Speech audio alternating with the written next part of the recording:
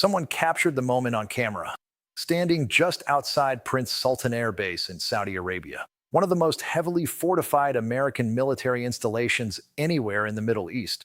A bystander pointed a phone toward the sky and recorded what unfolded next. A missile struck, not near the base, not somewhere along the perimeter. It was a direct impact. The footage is so catastrophic, so total in its destruction, that when it first began circulating online, millions dismissed it as artificial. People assumed it had to be AI generated, a digital simulation, perhaps a special effect from some elaborate propaganda video. But it was real.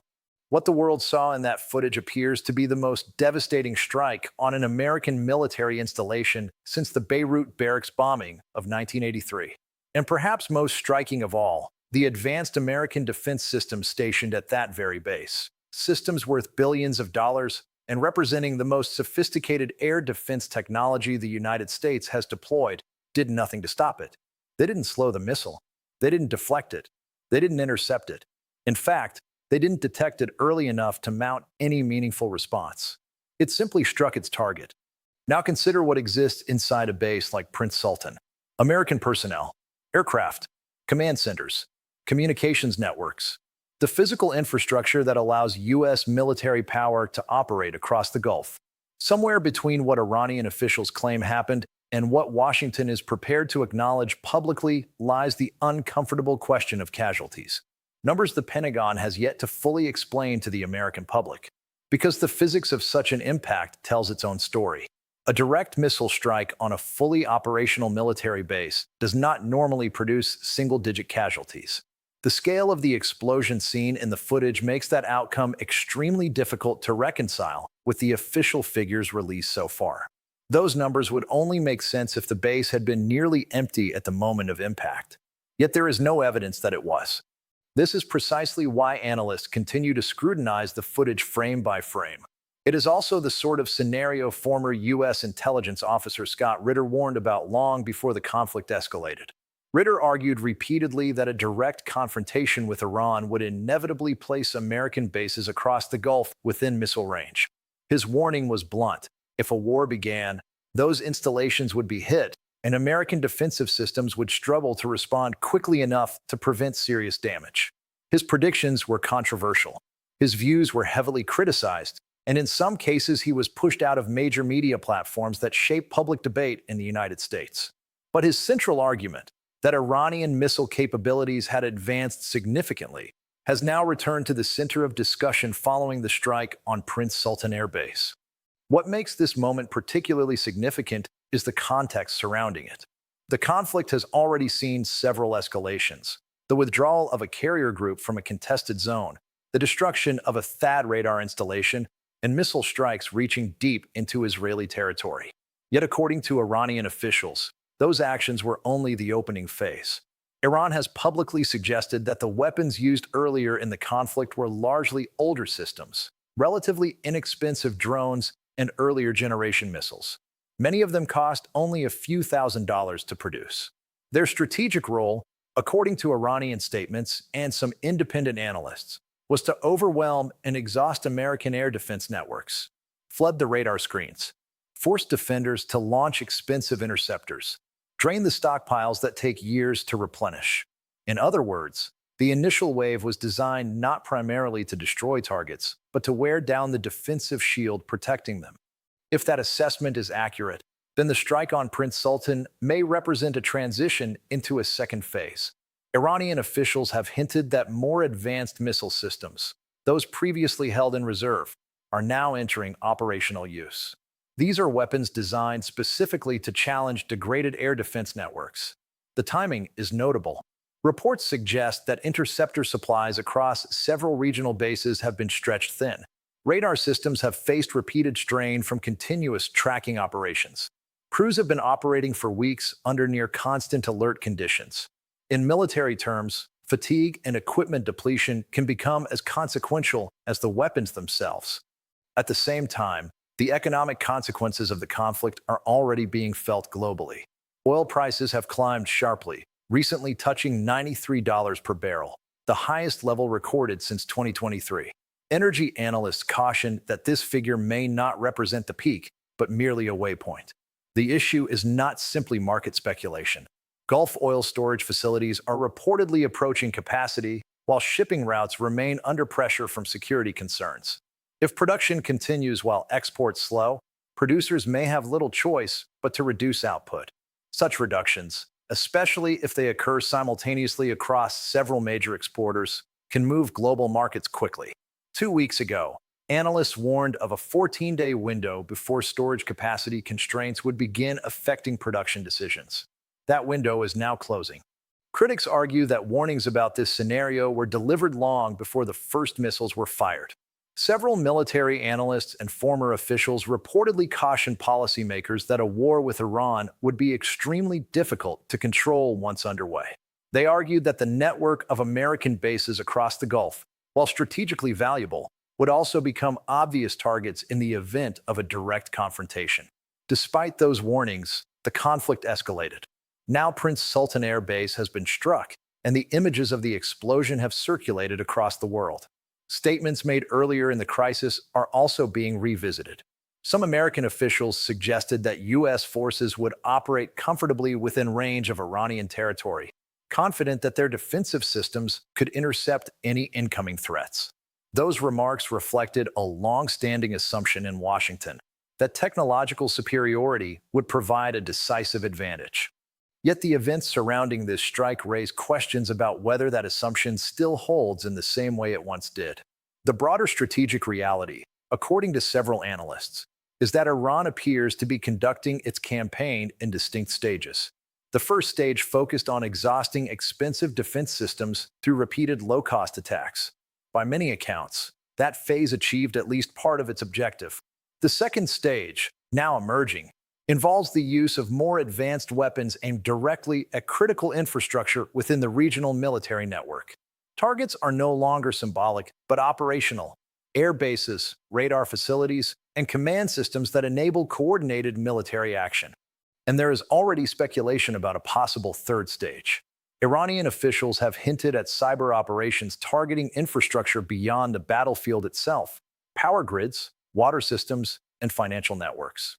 If such actions were ever attempted, the conflict would no longer be confined to the Middle East. It would reach directly into the domestic systems of the United States and its allies.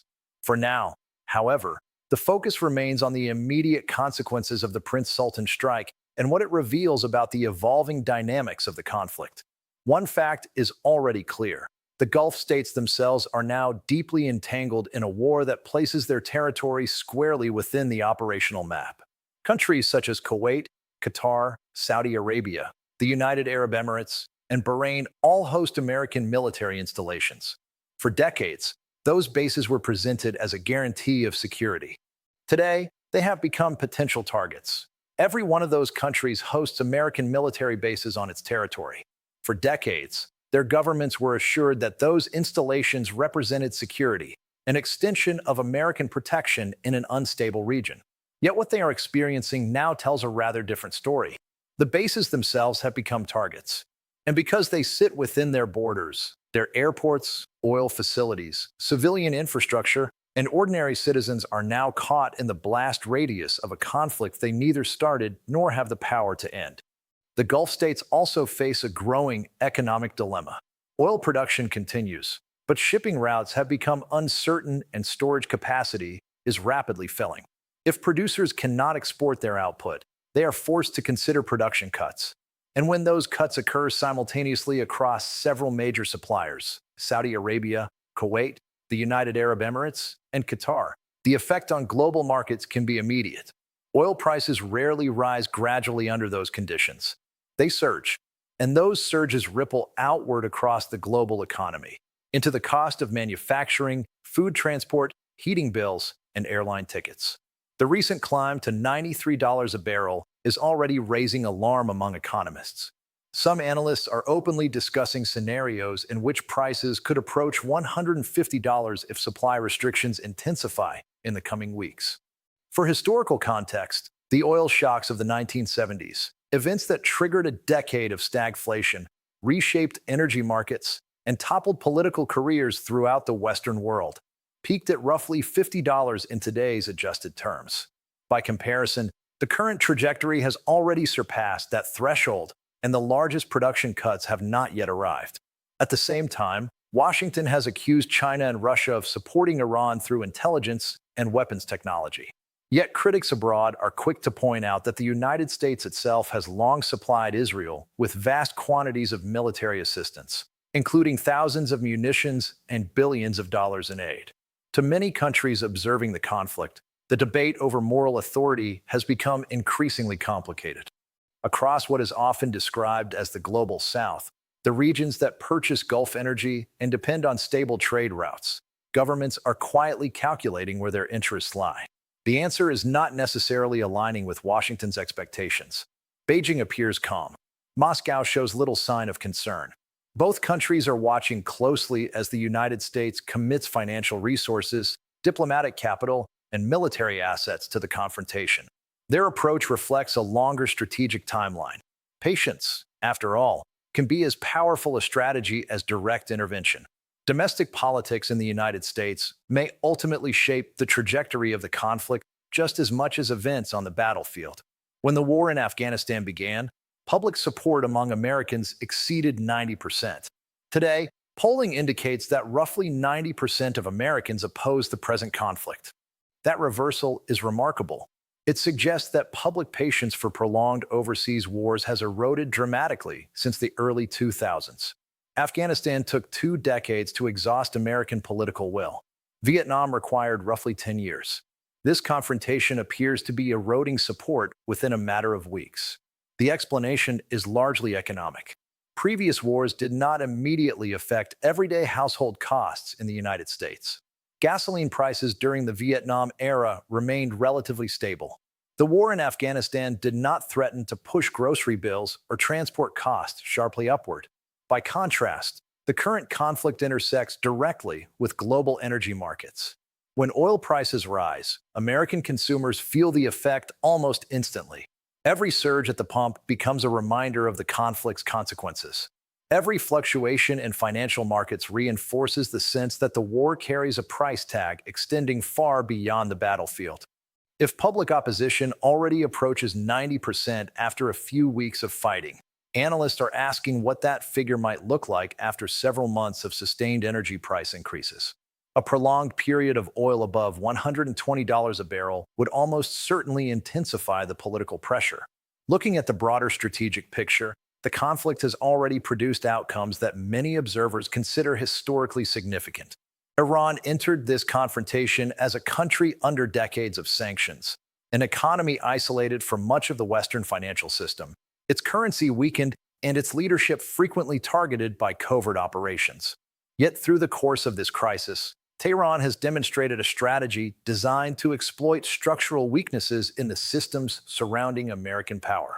One lesson is that missile defense networks, even sophisticated ones, can be strained through sustained attrition.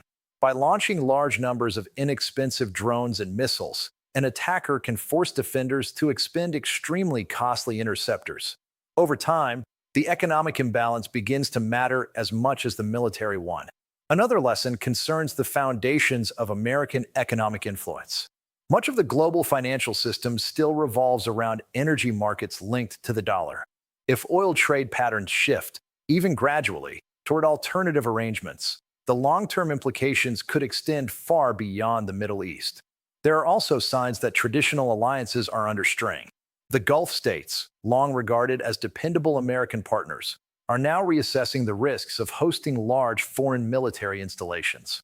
Some have reportedly reduced investment commitments or begun quiet discussions about alternative security arrangements. Whether those discussions lead to concrete policy changes remains to be seen. But the fact that they are happening at all indicates a degree of uncertainty that would have been difficult to imagine only a few years ago. Meanwhile, the perception of American credibility has taken a visible hit in the eyes of many international observers. Images of a U.S. carrier withdrawing from contested waters, the destruction of a billion-dollar radar system in Jordan, and the strike on Prince Sultan Air Base have circulated globally. Each incident contributes to a broader narrative about shifting balances of power. None of this means the conflict's outcome is predetermined. Military, economic, and political dynamics remain fluid. Yet it is increasingly clear that the regional order emerging from this crisis may look very different from the one that existed before it. In such a scenario, China could deepen its role as a primary economic partner for Gulf states seeking diversified alliances. Russia might expand its influence in global energy negotiations, particularly with European countries that have repeatedly confronted the consequences of energy dependency. Iran, regardless of how the fighting eventually concludes, may well emerge having demonstrated that it cannot easily be forced into submission through sanctions or airstrikes alone. The petrodollar system, long a central pillar of global finance, may not disappear, but it could weaken gradually if energy exporters decide to diversify their trade arrangements. Such changes tend to occur slowly, but once the direction shifts, it is difficult to reverse. Amid all of this geopolitical maneuvering, it is often ordinary people who must adapt first. Workers across South Asia, Southeast Asia, and Africa have built their livelihoods around the stability of Gulf economies. Any prolonged disruption forces them to adjust quickly, finding new opportunities, rebuilding supply chains, and navigating economic uncertainty. History shows that populations are remarkably resilient, even when the political systems governing them fail to anticipate crises. What history also records, however, is the legacy of leaders who pursued wars long after the strategic warnings became clear. Analysts, military officials, and political advisors have all offered cautions at various stages of this confrontation. Yet the conflict escalated nonetheless. Now the images from Prince Sultan Air Base have traveled around the world. Advanced missiles are entering the field. Defense systems are under pressure. Energy prices continue to rise. Alliances are being tested. Investment patterns are shifting. And somewhere in Tehran tonight, planners are almost certainly preparing the next stage of the campaign. History rarely pauses for governments to catch up with the consequences of their decisions.